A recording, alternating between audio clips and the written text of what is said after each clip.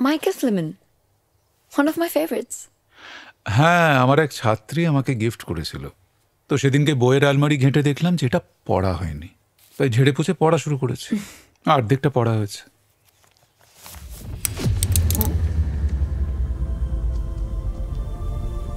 এই দেখো তুমি যেখানে সেখানে না জিনিস ফেলে রাখো। এই নাও।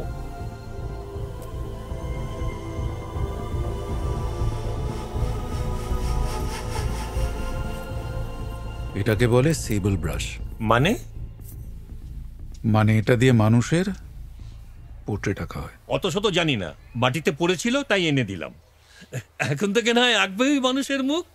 বলছিলাম কি, আমার মুখটা কি খুব খারাপ? আঁকো না আমার একটা ছবি, আঁকো না আমার মুখটা। এই শোনো, কোনো 1 মিনিট দাঁড়াও। শোনো, হরিদা বলছে যে হরিদার একটা পোর্ট্রেট আঁকতে হবে। ট্রাই করবো? আমি তো কবে থেকে বলছি, আমার কথা তো শোনো না। এখন ইচ্ছে হলে আঁকো।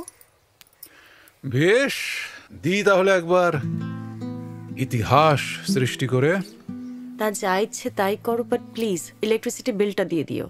আসছি আমি।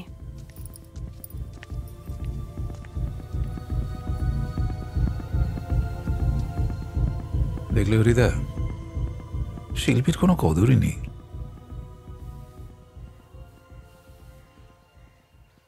এই বেটা হরিদা, পোর্ট্রেট আঁকাবে না? চলো এক্ষুনি আঁকবো। চলো চলো। আরে আরে ভাত বসাতে হবে তো, দেরি হয়ে যাচ্ছে না?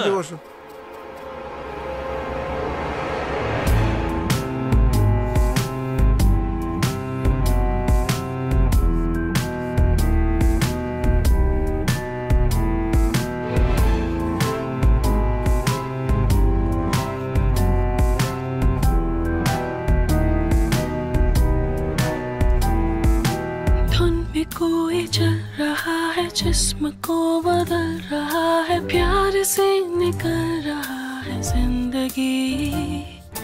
क्या गलत है क्या सही है, सोच से निकल रहा है, खुद को कोई चल रहा है क्यों कहीं। धुआं धुआं सा लाइफ ये, मौत की बाहों में है क्लैरिटी, उधार की सांसें हैं, काम आएगी न कोई ग्रेविटी। সেই প্রথম আমার ছবি আঁকা, পরিষ্কার করে বলতে গেলে সেই প্রথম আমার মানুষের মুখের আদলে ছবি আঁকা।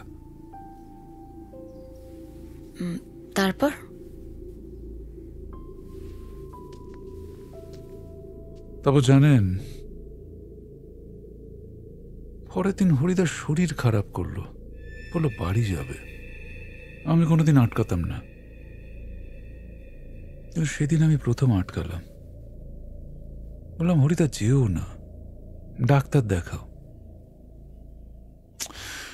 শুনলো না, চলে গেল। আর 2 দিন বাদে খবর পেলাম